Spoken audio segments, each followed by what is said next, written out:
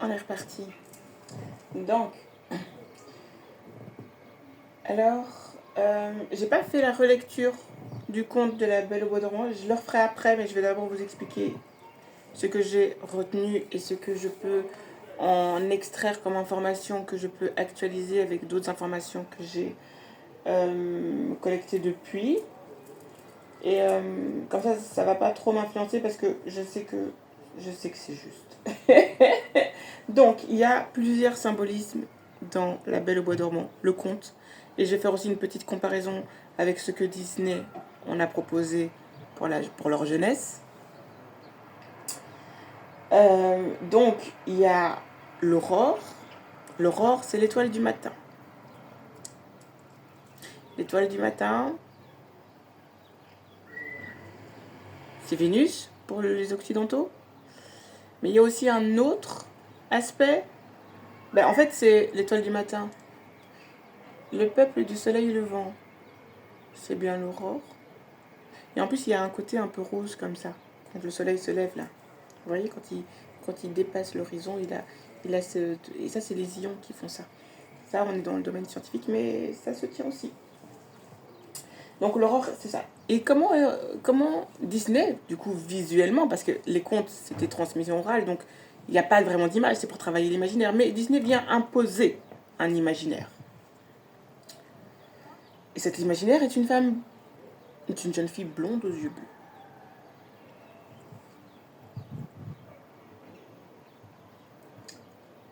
Dans le conte, je veux dire, dans le conte, et puis quand il y a, et quand ça concerne ici, je dirais, dans Disney, dans le conte, la fée qui vient maudire, donc on parle bien d'une malédiction. Tu connais une histoire où il y a un peuple, où il y a, je vais revenir dessus, mais où il y a un peuple qui est maudit. Mhm. Donc, la quatrième fée, parce que dans le conte c'est une fée, vient maudire le berceau, vient maudire le nouveau-né, cette petite Aurore qui est une fille. C'est pas rien, une fille. Pour un royaume, une fille, c'est la prospérité, comme je l'expliquais, et ce que la mitochondrie nous apprend. Donc cette prospérité est maudite parce que la quatrième fée n'a pas été invitée lors de la naissance d'Aurore. Déjà, ce culte-là, cette culture de venir bénir un enfant à la naissance, ça appartient à quel peuple? Et là, je comprends ce que les frères Grimm ont été faire, finalement. Et cette fée représentait l'éducation sexuelle. Donc, elle maudit en ne permettant pas à Aurore, plus tard, d'avoir accès à l'information sexuelle. Voilà pourquoi elle est maudite. Mais c'est pas l'information. Retire ton contexte colonisé de ton cerveau. On parle de la connaissance et de la maîtrise de l'énergie sexuelle, l'énergie de la vie, tout simplement. Voilà pourquoi il y a malédiction. Puisque si la vie est maudite, il n'y a pas prospérité du peuple en question. Et donc, vous avez donc les trois premières fées qui viennent apporter des bénédictions. Ça, c'est pour le conte et pour Disney. Mais en fait, dans le conte, ce que Disney n'explique pas, c'est que la quatrième fée est l'ex du roi du royaume. C'est son ex-femme. Et regardez bien comment Disney va la représenter. Par contre, il cache l'information, mais regardez comment il la représente. Une femme qui est habillée de noir. Ah, Disney a un problème avec les noirs. Hein? On est bien d'accord. Regardez bien tous les Disney. Tous les méchants, là, ils sont habillés comment? Ils sont habillés en noir.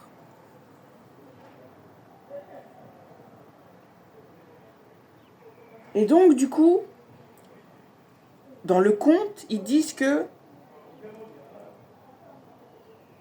elle étant donné qu'elle n'est pas invitée, qu'elle n'a pas été à table. Donc, à table, tu fais quoi? Tu manges. Ah. Donc, ça veut dire que le mariage n'a pas été consommé. Il y a peut-être ça aussi, hein, parce que c'est son ex. Donc, le mariage n'a pas été consommé. Il y a un... Et donc, le lien ici avec toutes les vidéos que je fais, dans le sens de la vidéo que je fais, donc, c'est que le roi, là, il est blanc. Hein. Le roi, il est blanc. C'est un royaume de blancs. Et son ex est noir. Et là, on peut entendre que c'est juste qu'elle soit représentée en noir. Donc, ça représente que ces peuples qui ont perdu cette mélanine est un royaume qui a une malédiction sur leur progéniture. Puisque quand tu donnes naissance à une fille, c'est pour la prospérité de ton peuple. Et Aurore est blonde aux yeux bleus. Regardez comment Disney la représente. Finalement, c'est peut-être pas tout à fait faux. Non, le message est juste en fait finalement. Et la malédiction d'Aurore, c'est que à son 16e anniversaire, pourquoi 16? Le nombre d'or. 1,618. Tu vois? 18, c'est le chiffre de la majorité. Et 16, c'est le chiffre de la majorité sexuelle. Donc la maturité sexuelle. Donc la puberté, quoi. Et sa malédiction, c'est qu'à sa puberté, elle va se faire mal avec le fuseau. Donc le roi ordonne à tout le royaume de faire disparaître tous les fuseaux. Et ça, c'est un symbolique. Parce qu'à l'époque, au Moyen-Âge, l'activité qu'on appelle aujourd'hui les sororités, c'était que les femmes se réunissaient pour enseigner aux plus jeunes. Mais tu pouvais participer aux réunions qu'à partir d'un certain âge. Quand tu étais trop petite, tu devais... C'était un enfant, donc voilà. Et donc, du coup, Aurore grandit, protégée par ses trois gardiennes protectrices. Mais arrivée à l'âge de sa puberté, le royaume est inquiet parce que le royaume risque de subir la malédiction. Parce que voilà, ils peuvent déjouer la malédiction si Aurore ne se pète pas le doigt sur un fuseau. Mais le fuseau, je viens de trouver aujourd'hui, ça m'a tilté en préparant la vidéo, c'est que le fuseau symbolise aussi autre chose. Le fuseau symbolise la méiose et la mitose. Donc en fait, la duplication cellulaire grâce aux mitochondries. Et comme j'ai expliqué dans la vidéo précédente, en complément de la vidéo du documentaire Arte qui dit que l'endomètre est constitué de cellules souches. Mais qu'est-ce que les cellules souches? C'est le patrimoine génétique de tout le patrimoine donc génétique des femmes précédentes. C'est pour ça que la femme noire est complète dans l'information génétique parce qu'elle a toutes les informations. Donc quand tu joins les deux ensemble, ça te dit quoi? Ça dit que lors de cette duplication cellulaire, puisque une petite fille est créée, il lui manque l'information de la fée qui est noire. Or. Merci. Merci, Tot. Mais c'est trop bien, quoi. Parce qu'effectivement, le fuseau est une étape de la division cellulaire. Les chromosomes diploïdes deviennent haploïdes, c'est-à-dire que les deux paires de chromosomes se divisent en fuseaux. C'est la première étape. Donc le fuseau n'a pas que ça. Donc ça veut dire que les peuples premiers maîtrisaient la division cellulaire. Attends. Parce que quand tu regardes sur Internet, la division cellulaire a été découverte dans les années au 19e siècle. Mais il s'est passé quoi au 19e siècle? Le déchiffrage des papyrus par Champollion. Ah ouais, t'as vu? Ouais. Par contre, c'est resté une culture en Afrique. Quand un enfant naît, on vient l'accueillir. Et c'est souvent, oui, ce sont les femmes qui font ça.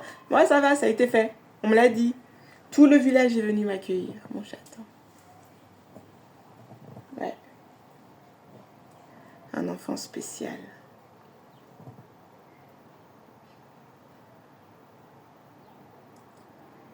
Et donc, pour parler du symbolisme du fuseau,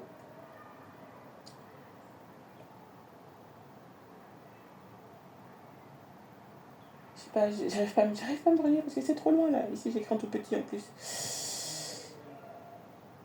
Donc ouais, bon, je pense que j'ai parlé là, c'est bon, l'aurore, voilà. En fait, ça fait référence au soleil. Donc en fait, aurore représente le soleil, l'énergie solaire. Tu connais un peuple là pour qui le soleil c'est pas du bon? T'as vu? C'est chaud. Donc, on continue. Et en fait, le fait de dire qu'il faut éviter que Aurore rencontre un fuseau, ça veut dire qu'elle fasse une méiose, c'est-à-dire qu'elle s'accouple, tout simplement. C'est ça, hein? Qu'elle s'accouple. Parce que la science occidentale, en plus, nous apprend que le leucoderme, le terme scientifique leucoderme, veut dire que ce patrimoine génétique est récessif. Ça veut dire qu'à chaque fois qu'il se multiplie, ou divise, peu importe comment tu veux le prendre, il va y avoir dégénérescence. C'est ça, hein, que ça veut dire en termes scientifiques. Gène récessif, ça veut dire que sa qualité se dégrade, un peu comme les demi-vies, quoi. Et là, on parle de quel ADN? Parce que ça ne concerne pas du coup que l'ADN mitochondrial, ça représente aussi l'ADN nucléaire. Puisque quand on parle de nucléaire, on parle de demi-vie chaton. Donc, quand on parle de gène récessif, ça veut dire que la qualité du patrimoine génétique se dégénère par génération. C'est pas moi qui le dis, c'est la science occidentale. Donc, qui a une malédiction? Tu vois?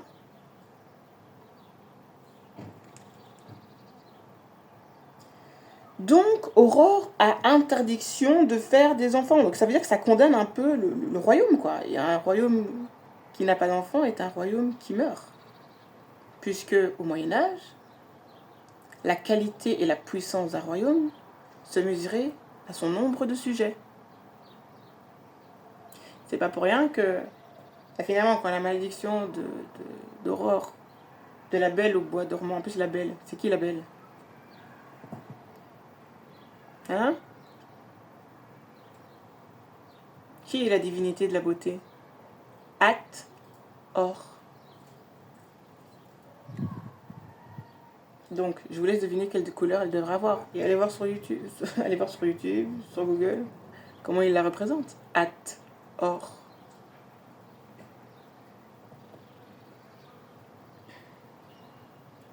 C'est une dinguerie, quoi.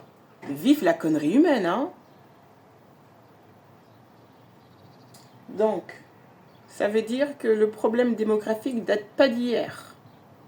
Et que c'est un problème qui est plus que sérieux, puisque déjà au Moyen-Âge, on mesurait la qualité d'un royaume à son nombre de sujets, donc à sa puissance démographique. Ça date pas d'hier. Et le Moyen-Âge et l'Antiquité nous apprend que la royauté, donc les gardiens des royaumes, avaient le sang noir. Enfin, maintenant, ils disent que c'est le sang bleu. C'est un peu comme les divinités hindoues qui sont passées de noir à bleu. Tu comprends?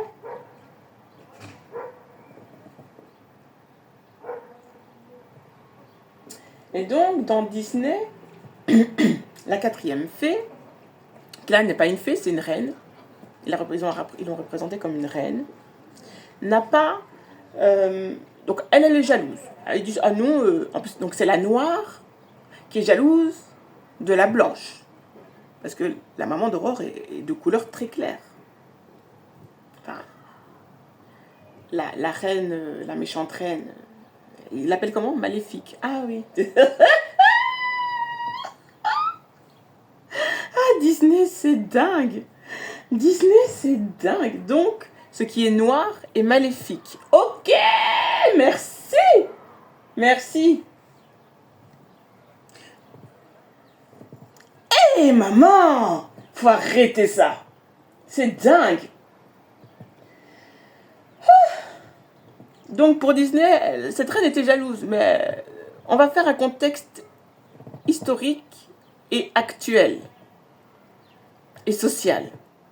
Donc, ça veut dire que ce sont les Noirs qui sont jaloux des Blancs. T'es sûr? T'es sûr? Parce que moi, j'ai un doute. C'est quoi ça? C'est quoi ça? Et puis les BBL? Tu veux ressembler à qui quand tu fais un BBL, chouchou? Ça va aller? Et puis ça aussi. Hein? Pamela? Tu veux ressembler à qui? Merci.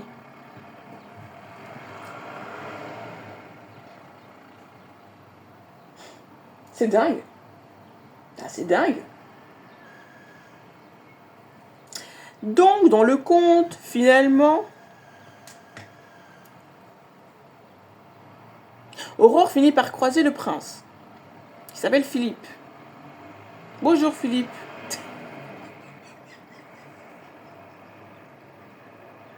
Je suis désolée.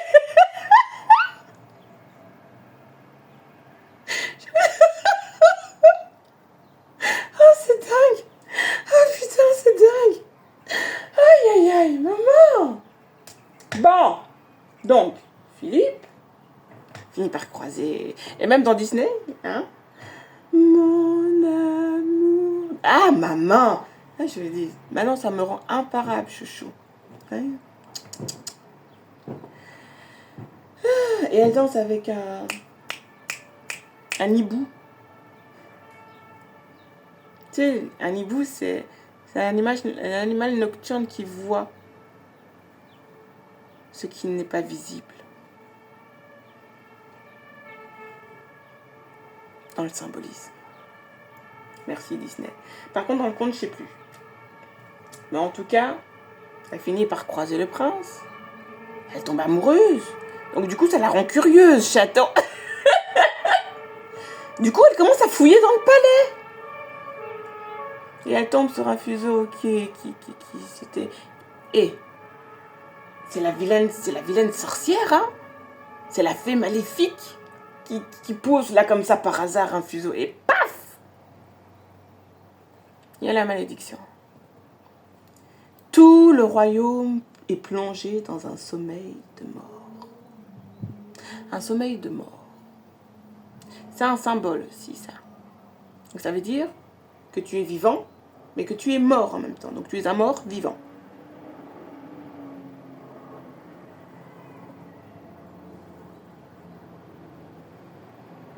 Les peuples autochtones mélanodermes, voyez comment les peuples leucodermes? Yamnaya? Comme des espèces d'ancêtres qui étaient revenus. Pareil, ils sont tout blancs. Et le blanc est la couleur des ancêtres. Donc ils sont morts, ils sont vivants. Ouais, donc ça concerne bien une idéologie venant de peuples mélanodermes.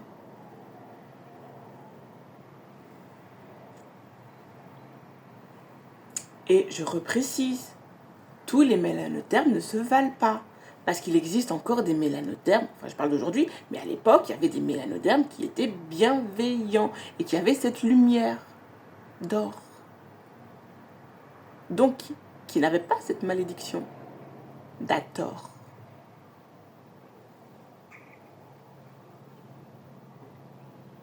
Et puis il y avait les gris, quoi. Les gris, c'est les envahisseurs, quoi. Votre inconscient est resté et vous en faites du bénéfice aujourd'hui avec vos films d'horreur. Non, ça s'appelle de la science-fiction.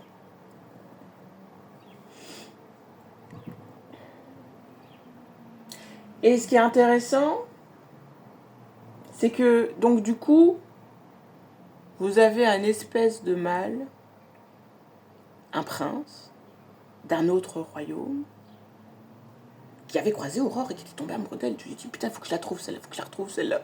Dinguerie.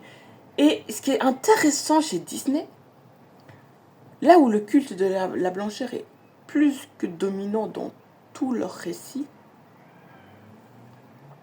ils vont te prendre un prince sombre et ténébreux.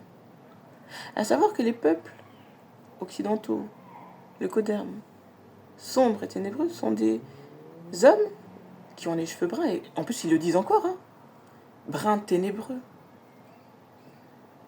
Donc, porteurs de mélanine. C'est juste, hein. Et ce prince vient délivrer la princesse parce qu'il se rend compte que le royaume est mort. Oh tiens donc, joli petit jeu de mots. Dinguerie. Donc, un prince qui porte la mélanine. Donc ça veut dire que c'est un descendant de Mélanoderme. Donc, de la première migration des Caucasiens en Europe, c'est-à-dire qu'il est un descendant d'une lignée matrilinéaire Mélanoderme, mais qui vient sauver Aurore du royaume des morts. De quel peuple on parle, bordel? C'est une dinguerie.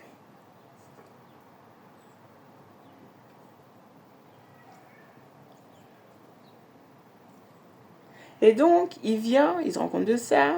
Dans Disney, il se fait aider par les 3 fées, donc l'énergie triple,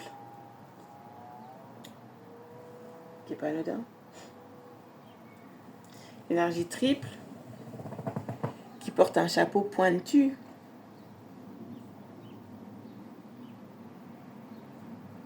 Donc elles ont leur tête et un chapeau pointu. Merci. Arrive à débroussailler les buissons. Parce que dans le conte, débroussailler les buissons, c'est quoi? Enfin, je vais pas vous faire un dessin quand même. Hein? C'est-à-dire qu'il vient apporter l'information sexuelle.